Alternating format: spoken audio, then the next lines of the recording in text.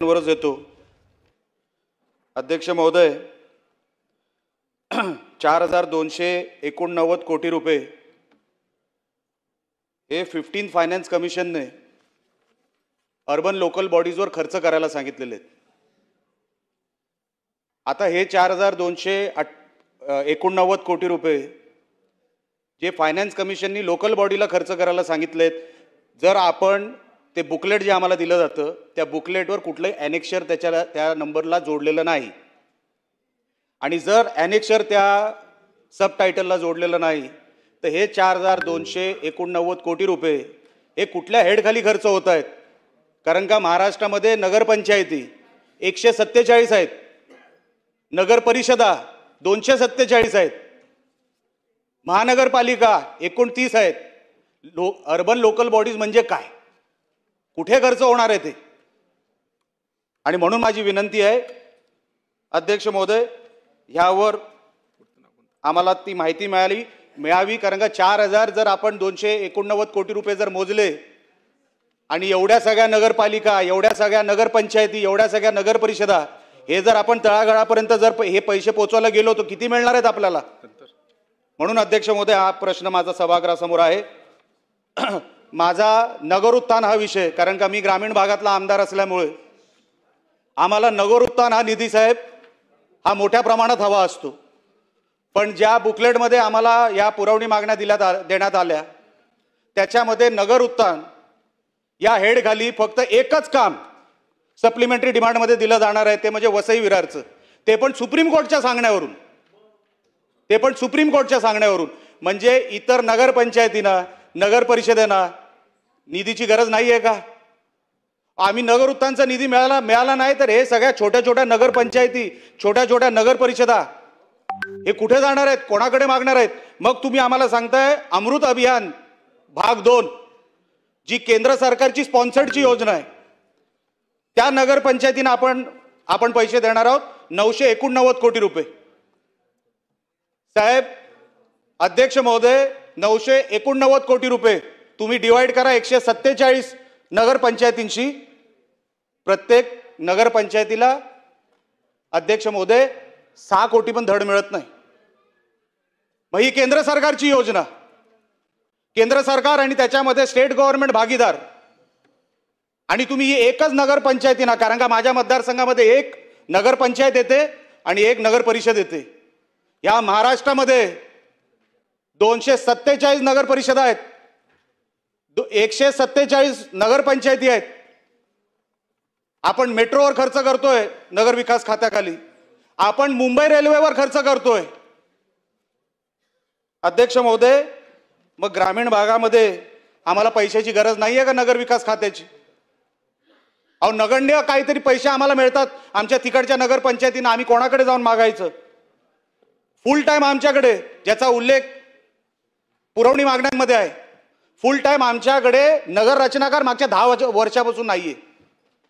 2015 ते 2025 आमच्याकडे नगर रचनाकार नाहीये, आणि सप्लिमेंटरी डिमांडमध्ये 17.82 कोटी रुपये नगर रचनाकारांचे ऑफिसेस बनवण्यासाठी आपण देतोय। म्हणजे हे कुठले ऑफिसेस बनणार आहेत? हे महानगरांचे।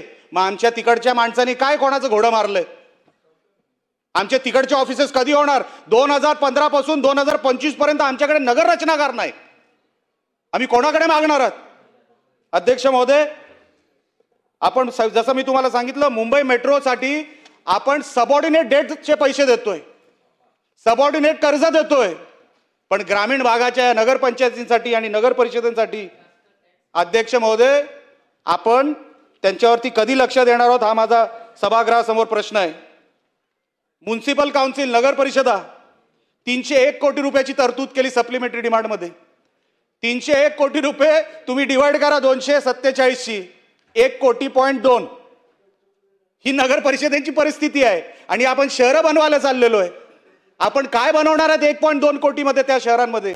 माझं मालवण शहर हे नगर परिषद आहे, पर्यटकांचा फुटफॉल सर्वात जास्त तिकडे आहे, आता जागतिक शहर झालंय, जगातले पर्यटक आता मालवणमध्ये यायला लागलेले आहेत।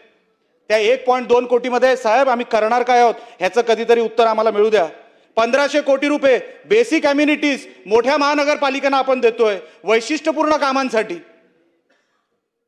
मग आमच्या नगरपालिकेने आणि नगरपंचायतीने काय वाकडं केलं?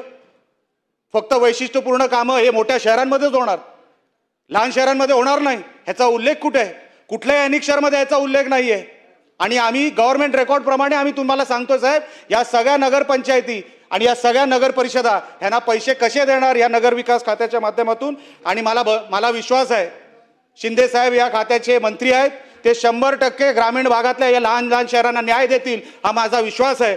तरी देखील मी सभागृहाच्या माध्यमातून मी आपल्याला विनंती करणार आहे की आपण जेवढं या महानगरपालिकांवर लक्ष देता तेवढं नगर परिषदेंवर आणि नगर पंचायतींवर पण आपण तेवढंच लक्ष द्यावं, एवढी मी आपल्यासमोर विनंती करणार आहे.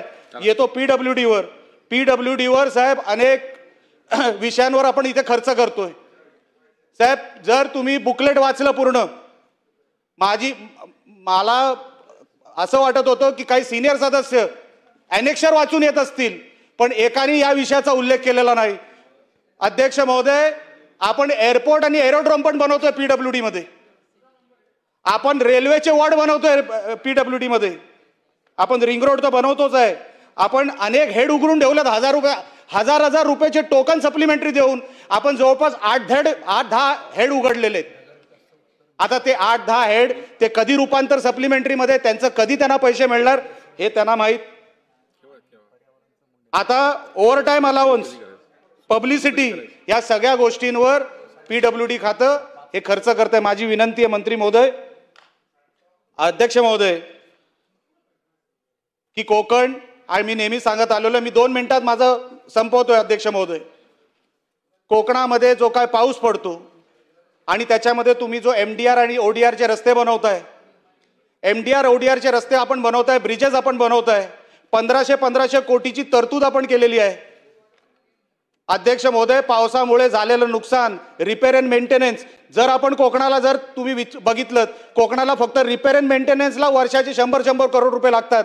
तर आपण या महाराष्ट्रभरासाठी हे 1500 करोड रुपये रिपेअर अँड मेंटेनन्सला, नाबार्डला आपण 500 करोड रुपये देतोय. नाबार्डचे एक ब्रिज, नाबार्डचा एक रस्ताच आमच्याकडे 30-30 कोटीचा असतो. ते आम्हाला काय मिळणार आहे कोकणाला, ही मला तुमच्यासमोर प्रश्न विचारायचा आहे. साहेब कोकणामध्ये शेवटचा मुद्दा, अध्यक्ष महोदय, कोकणामध्ये एन्व्हायरमेंटल क्लिअरन्स, एन्व्हायरमेंटल रस्ते बनवत असताना आमचा सागरी महामार्ग चाललाय, मालवण चाललाय, देवगडला चाललाय, देवगडवरून रत्नागिरीला चाललाय, इकडे सुरूचं वन आहे, मी इकडे उभा आहे, इथपर्यंत पीडब्ल्यूडीचा रस्ता झालेला आहे, मधला पॅच 150 मीटरचा आहे, मला तिकडचा रस्ता दिसतोय. पण एन्व्हायरमेंट क्लिअर नसल्यामुळे, फॉरेस्ट डिपार्टमेंट तिकडे क्लॅरिटी दिल्यामुळे अनेक कोकणातले रस्ते, कारण का सर्वात जास्त ग्रीन कव्हर कोकणामध्ये आहे, सर्वात जास्त ग्रीन कव्हर कोकणामध्ये असल्यामुळे दोडामार्ग एक तालुका आहे, माझा कुडाळ मतदारसंघ एक आहे, संगमेश्वर असेल, असे अनेक ग्रीन कव्हरमध्ये अडकलेले तालुके. फॉरेस्ट डिपार्टमेंट एकदा तरी संबंधित मंत्र्यांनी फॉरेस्ट डिपार्टमेंटची मीटिंग घेऊन आमचे हे सगळे रस्ते क्लिअर करून द्यावे. शेवटचा मुद्दा मी साहेब सांगतोय, मी आपल्या मागच्या वर्षी जेव्हा पुरवणी मागण्या आल्या होत्या, शेवटच्या पुरवणी मागण्या निवडणुकीच्या अगोदर मी संबंधित आपल्या अर्थमंत्र्यांना एक विनंती केली होती, 2025-26ला फायनान्स कमिशन रिस्ट्रक्चर होणार आहे. हे फायनान्स कमिशन रिस्ट्रक्चर या वर्षी होणार आहे. जो आपला महाराष्ट्राचा वाटा आहे, आपल्याला महाराष्ट्राला 8.2% मिळतात, UP 15%च्या वर, बिहार 11%च्या वर. साहेब अध्यक्ष महोदय, सर्वात जास्त योगदान महाराष्ट्रातून आपण केंद्राला देतो. मान्य आपण फेडरल स्ट्रक्चरमध्ये आहोत, पण त्या फेडरल स्ट्रक्चरमध्ये मी मागच्या वेळेस मागणी केली होती अध्यक्ष महोदय, 8.2%चे फक्त 9.2% करा. हे सगळं फिस्कल डेफिसिट, 45,000 कोटीचा फिस्कल डेफिसिट. शेवटचा मुद्दा मांडतो आणि माझा विषय संपवतो.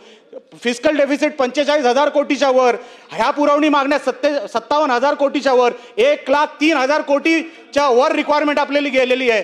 जर आपण 8.2% जे फायनान्स कमिशन रिस्ट्रक्चर होणार या वर्षी, जर ते आपण करू शकलो, 9.2% करू शकलो, साहेब किमान आपण फिस्कल डेफिसिट याच्यातून घालू शकतो. माझी विनंती आपल्या मार्फत अर्थमंत्र्यांना आणि या सगळ्या सप्लिमेंटरी डिमांडच्या माध्यमातून, आपण जेव्हा हे सप्लिमेंटरी डिमांड टेबल करतो, या सगळ्या मागण्या या लवकरात लवकर पूर्ण करण्यासाठी सरकारने पावलं उचलावी, एवढीच फक्त विनंती करतो आणि इथंच थांबतो. जय हिंद, जय